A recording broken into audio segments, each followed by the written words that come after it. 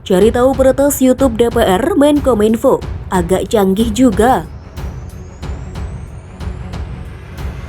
YouTube DPR RI dihack, tampilkan live judi online. Kabayangnya permintaan anggaran untuk ngaganti gorden oke nges 48 M nya. Kira-kira gitu permintaan anggaran untuk menambah keamanan siber sabaraha 50 M, 100 M, T atau naon gitu. Aduh, lieur sampai naon atuh Memang benar dari penelusuran kami sekitar pukul 5.30 akun YouTube DPR dihack oleh orang yang tidak bertanggung jawab, dan ini sudah menjadi perhatian kami. Saat ini kami masih berkomunikasi di samping dengan Google Indonesia juga dengan Google Amerika untuk memastikan penyebab kenapa akun YouTube DPR ini bisa ditembus oleh hacker. Di samping itu juga sampai dengan pagi ini dengan pihak Barreskrim maupun BSSN kami sudah melakukan koordinasi dan sedang ditelusuri. Untuk sementara secara manual dari Pustek Info DPR sudah melakukan recovery. Saya mengutip bahasanya Pak Menteri Kominfo kan mengatakan bahwa negara kita sudah darurat judi online ya, karena sangat marak dan meresahkan di tingkat grassroots begitu, di tingkat masyarakat, dan tanpa terasa ini sudah menjadi satu penyakit yang menahun gitu. Dan untuk pemberantasannya jelas memerlukan satu sinergitas antara kepolisian, kemudian juga perbankan ya, kemudian mungkin di sini BSSN juga terkait, PPATK, dan tentu saja Kominfo dalam hal ini, karena dari kemarin kita kan hari Senin melakukan raker dengan Menteri Kominfo, dikatakan bahwa sudah ada 454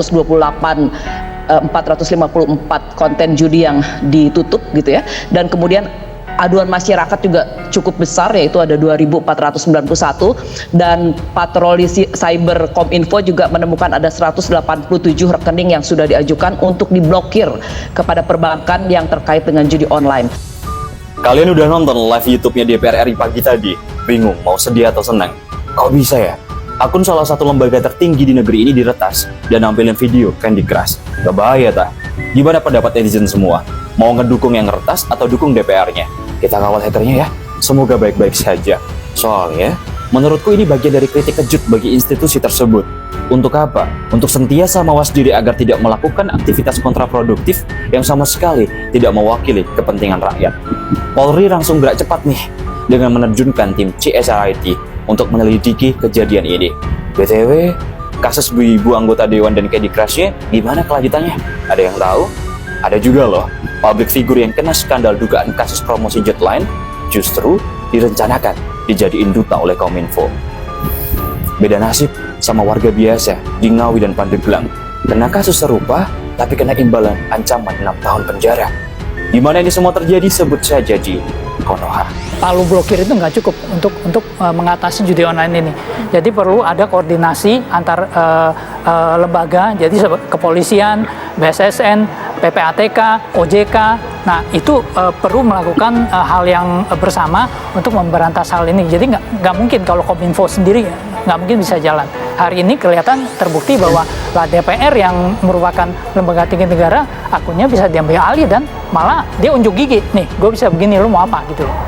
Dari Direktorat Tindak Pidana Siber sudah turun untuk melakukan penyelidikan terkait kejadian tersebut beserta stakeholder siber. Dalam hal ini dari BSSN dan juga dari Kominfo.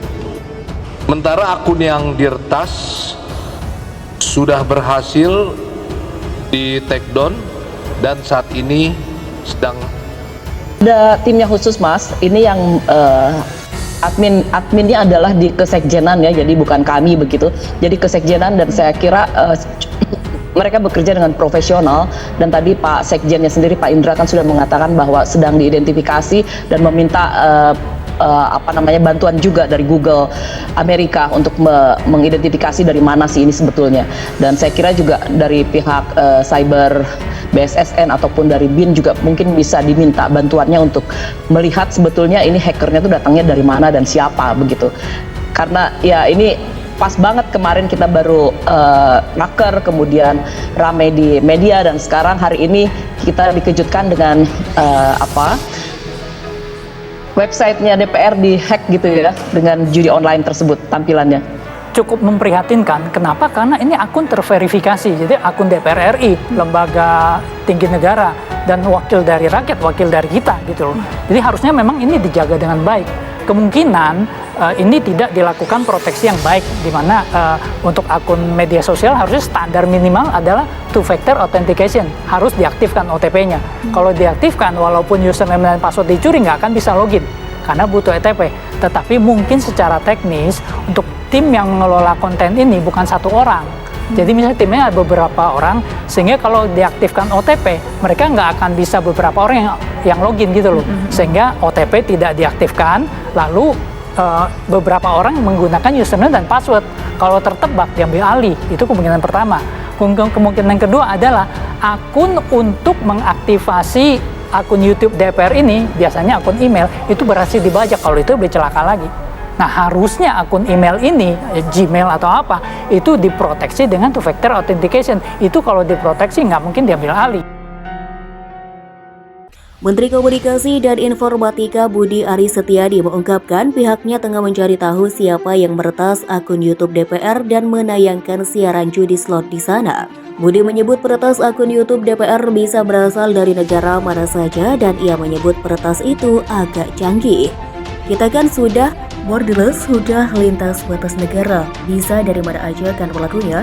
Nah, ini kita lagi proses dalami, kita selidiki siapa pelakunya, tapi yang pastikan tanda kutip hackernya agak canggih juga, kata Budi di Jakarta Convention Center Rabu 6 September 2023. Budi mengaku masih mencari tahu penyebab akun YouTube DPR dapat diretas. Namun ia mengingatkan bahwa peretasan tersebut merupakan bukti bahwa ada pekerjaan rumah bagi lembaga-lembaga yang ada di Indonesia untuk meningkatkan keamanan cyber. Ia mengakui bahwa banyak situs lembaga yang masih rentan diretas, tercermin dari banyaknya situs pemerintah yang sempat dibobol dalam beberapa waktu terakhir. Penyebabnya sebagai sampai saat ini kan masih terus ditelusuri. Penyebabnya ya keamanan cybernya harus diperbaiki, ditingkatkan, kata Budi. Budi pun mengingatkan bahwa penyelenggara sistem elektronik harus punya inisiatif untuk meningkatkan keamanan tanpa bergantung ke pihak lainnya. Kalau rumah kamu nggak dikunci terus kecurian, kamu nyalahin Pak RT, bener nggak? Maksudnya ya sudah, kita menghimbau semua pihak untuk juga menjaga keamanan cyber, ujar Budi.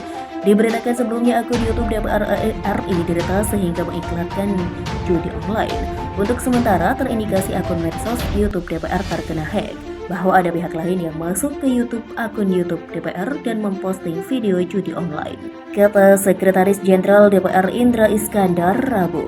Terkait hal ini, pihak Sekretariat Jenderal sudah melakukan berbagai langkah, salah satunya menghubungi pihak Google Indonesia untuk memulihkan akun YouTube DPR. Indra mengatakan pihak Google Indonesia sudah meneruskan ke Google Pusat untuk pemulihan akun.